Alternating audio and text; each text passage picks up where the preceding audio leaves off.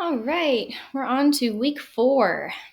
So to start out week 4, Tuesday, since Monday was a holiday, I wanted to go over a little bit of grammar stuff. So the other day, last week, I explained page 19 to you guys, and I told you it was very hard. And since it is very hard, I'm going to go over pretty much all of them. The only one that I'm not going to talk about is number 3 because I already talked about that one. So you should already have that answer. So for number 1, we had one title, and the title of this novel, just another word for a book, is Jane Eyre. And since it is a novel, it is a long thing, so it gets underlined, or if you italicized it, that's fine. The second one, we have a poem. So a poem is a short thing, so we're going to be using quotation marks. And the title of our poem is Why I Can't Clean My Room. Dun, dun, dun, dun. All right. Now, number 3, like I said, I already went over. If you missed that, then go back to last week and watch that video. For number 4, the thing that trips people up here is they see biology textbook, and they think that this, Animal and Plant Kingdoms, is the title of the textbook. But Animal and Plant Kingdoms is not the title of the whole textbook. It's just the title of chapter 14. So, Animal and Plant Kingdoms, since it's only a chapter, is a short thing, and it will get quotation marks around it. For number 5, we have 2 titles going on here. We have an article, and then we have a newspaper. They did not tell you that the New York Times was a newspaper, but hopefully you knew that the New York Times is a nice long newspaper, which gets underlined. And since this is just a little bitty article in the newspaper, it gets quotation marks. For number 6, only one title. Since she played it, you can probably safely assume it's a song. And a song would be a shorter title that would get quotation marks. Number 7 throws a little curveball at you. Now, the straightforward part is we have an article title. So the article is called As the Hair Curls. But we also have a magazine title. Now, the tricky thing here is that the magazine is not called 17 Magazine. See how the M in magazine is not capitalized? The magazine is called 17. So if you included the word magazine in italicizing or underlining, then make sure to remove that. That is not part of the title of the magazine. Number 8, we have, we have one title in this one. I think I might have told you to now that I think about it. But we have one title. We have a poetry title. And that is that. I don't know why I said 2 before. Apologies. Now, number 9, we do have 2 titles. So for number 9, we have World Book. And if you haven't ever seen a physical World Book, think of it like the entirety of Wikipedia in book form. So World Book is obviously a very large thing. It contains a massive amount of information. Now, Volume M is just a section of the World Book. It is just the stuff in the World Book that starts with the letter M. So since it is just a part and not a whole, it gets quotation marks. All right. Number 10, last one. We have a dictionary. As you might guess, dictionary is a bit on the long side, so that gets underlined. But if a poet wrote The Raven, we can probably safely assume it is a poem, and it will get quotation marks. Okay, so if you have any questions on that, then let me know, but hopefully that makes things clear. Now, homophones, I'm not going to go over just because everyone's sentences are going to be different. If there's particular ones that you're confused on, it's and its gets people a lot. Affect and effect. yeah, just let me know and I can explain those particular ones to you. But hopefully page 20 is helpful in understanding that. All right.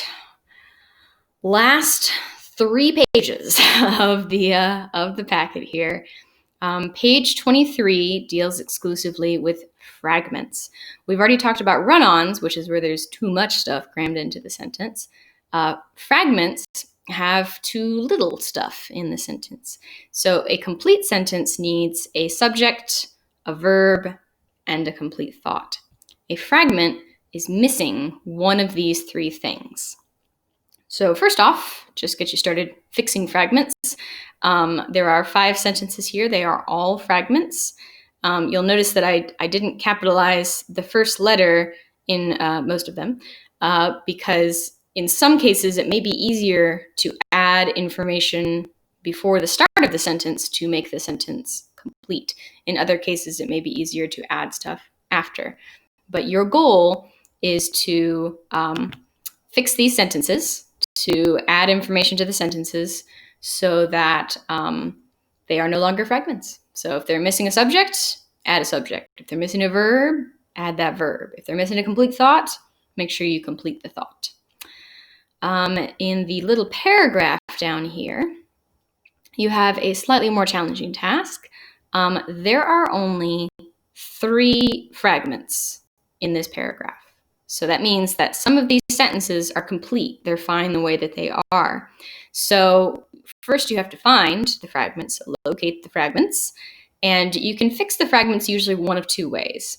You can do kind of like you did up here and just add words or add information to make the fragment complete, or you could choose to eliminate punctuation to try to connect the fragment to a complete sentence. If putting those sentences together would make it not incomplete anymore.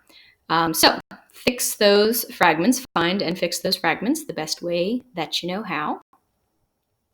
For page 24, give you just kind of general sentence structure review, so a little bit more on fragments, and then also a little bit down at the bottom on run-ons.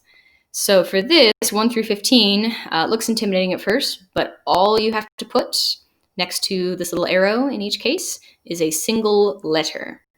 If the sentence is incomplete, if it is a fragment, you put an F for fragment. If it is a complete sentence, it has a subject, verb, complete thought, then you put a C for complete sentence. Now, this is another situation where they're not quite balanced. In fact, I think there are only 3 complete sentences in these 15. So most of them are going to be fragments. So keep an eye out for a lot of fragments. If you're not getting a lot of fragments, stop, check yourself. Here you're doing kind of the same thing as on the previous page. You are completing the sentence, so they are no longer fragments. Here I have specified whether to add the information before or after the phrase that has been provided. But apart from that, add whatever you want to make them complete. Okay, now the fixing run-ons review. I find that typically by the time we get here, all of your knowledge about fixing run-ons has somehow magically left your heads. So I've reminded you that page 12 has some really useful information about how to fix run-ons. In these run-on sentences, I have not told you what way to use to fix them. The only way you can really screw this up is by A, not fixing them, or B, just putting a bunch of commas in and calling it a day. Because remember, just a comma cannot separate 2 complete sentences. Now, I don't care which method you use here. You could put periods in all of them. You could put semicolons in all of them. You could put a comma and a conjunction in all of them. It's entirely up to you. Do a mixture. Explore. Experiment. But just make sure that you check out page 12 if you don't remember those 3 ways to fix a run-on. Okay, last page, page 25, subject-verb agreement. So subject-verb agreement isn't something I usually see people having huge issues with. I notice it a lot when people talk, especially in Yadkin County. We got some Yadkinese going on sometimes. So people try and say things like, well, we was coming to school, when really the proper subject-verb agreement is we were. So to remember this, I have put information up here that tells you that when you have a plural subject, it has to have a plural verb. And if you have a singular subject, it must have a singular verb. And a singular verb always ends in the letter S. So think about the sentence that I just said. We was going to the store, going to school, or whatever I said. We is plural. There's more than one of us if we're saying we. But was is singular. So you'd only use was with I. I was doing something because I is singular.